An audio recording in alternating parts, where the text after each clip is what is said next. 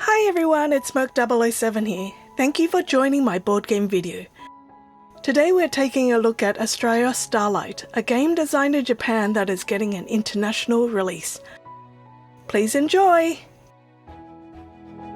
Astraios Starlight is a 2 to 4 player tile-laying puzzle game designed by solo designer Kotori from PhantomLab. Since the game hasn't been printed yet, she kindly let me borrow her early sample for a couple of weeks to make this video. As this is a sample copy, some things you see in this video may have some changes in the final edition. The original Astraios came out in around 2016, almost 9 years ago, and now Kotori is releasing her new edition with some rule changes to make it more strategic. The tiles are now open knowledge, and in a 4-player game, players will now work as a team to score points. And the new box comes with gorgeous artwork from artist Rocinante Urabe. And this edition will have glow-in-the-dark tiles. In Astraios Starlight, the light has gone out in the sky. Players are chosen by Astraios, the god of stars, to bring light back into the world by drawing constellations. You need to place tiles with lines to try to create an enclosed area to claim, in essence building your own constellation. In this new edition, every information is now open, so everyone can make more strategic decisions. Let's take a look at how to play. The game comes with 60 tiles. Some tiles have no stars, and some have stars. The smaller regular stars are worth 1 point, and the larger first magnitude stars are worth 3 points when they are in your constellation. A constellation is formed when the lines on the tiles meet up to create an enclosed shape. To start the game, players choose their nebula color and take their 8 tokens. All the tiles are shuffled and placed face down. Depending on how many players there are in the game, the play style changes. For 2 to 3 players, everyone competes against each other, and for a 4-player game, players team up with the person sitting opposite them to help each other out. Sometimes 2 eyes are better than 1.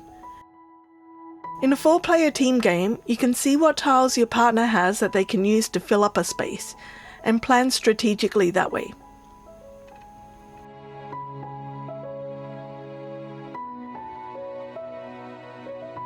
One tile is revealed and placed in the middle of the table. Each player draws 3 tiles and keeps them face up. It's an open hand so everyone can see all the information. And players decide the starting player, and the game goes clockwise.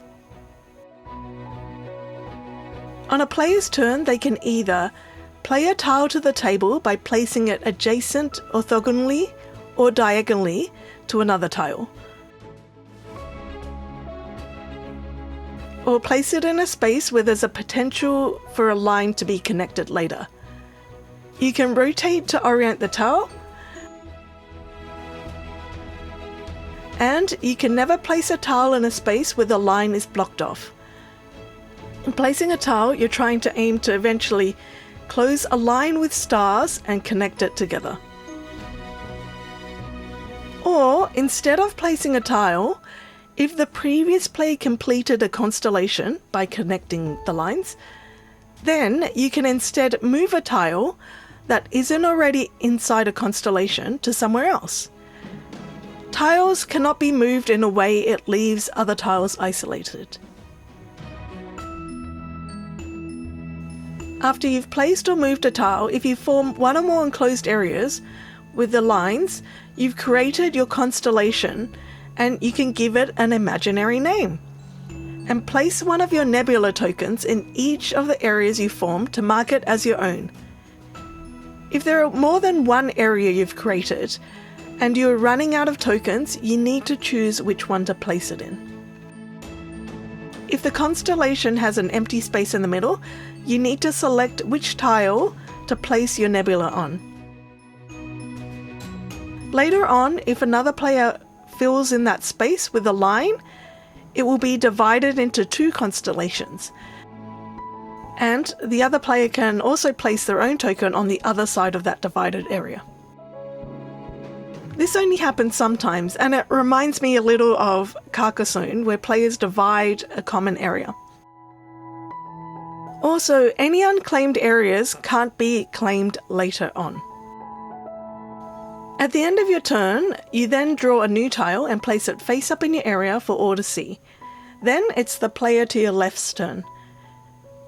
In the new 4-player team game, you and your teammate are trying to create opportunities for each other to complete and create a constellation. Once all tiles are placed and no more actions can be taken, the game ends. Players then calculate the points according to the stars in their constellations. 1 point for each regular star and 3 points for each first magnitude star. And if it's a 4-player team game, your team adds up the scores together, and overall, whomever has the most overall points is the winner.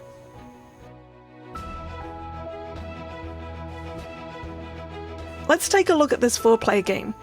Green and pink are on one team, and yellow and blue are on the other team. As we continue playing, Green realizes they can form a small constellation, so they take that chance to complete and connect the lines, creating an area with 2 regular stars, which will be worth 1 point each at the end of the game. In this other example 4-player game, on my turn I place a first magnitude star tile to connect the lines, but since there is a gap in the middle, I need to decide which side to place my nebula. So I decided to place it closer to the side where the first magnitude stars are, because they're worth more points.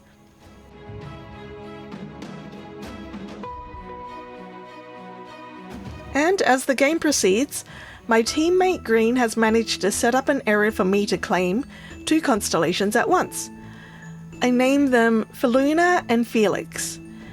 And as we continue through the game, each team strives to help their other teammate create an enclosed constellation.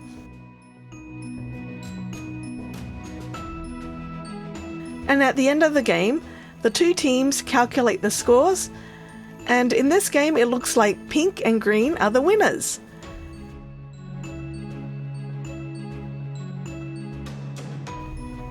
Astraios Starlight is a relatively quick area control game with a beautiful starry theme. Players get to strategize to solve a puzzle of building their constellation areas. I like the addition of the team play. It adds an air of interesting interaction and more chatter in the game, which is nice. Sometimes, instead of setting up the move 2 turns away for your team, you might want to create an opportunity elsewhere, hoping that you can complete it before your neighbors do. In the first game, I was working on building my own constellations, but in subsequent plays, I tried to look ahead as well. Each game you play, you'll come away with a unique night sky. For example, I created some cat constellations. So not only is it a game, it also becomes sort of like an art piece, which reminds me a little of Tokyo Highway, when you're building it and at the end you have this beautiful display. And you can enjoy the glow-in-the-dark constellations when the lights are dimmed. Astraios Starlight is launching on Kickstarter in 2025. It may already be out by the time this video goes out. Since PhantomLab's games are not easily found outside of Japan, you can check out which ones are available through her campaign. And I've included a link in the YouTube description. Kotori comes out with new games each season.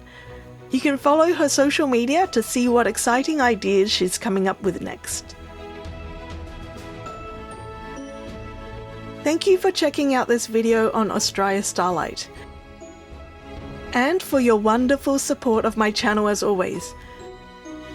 Please like, share or comment in my channel if you like the content.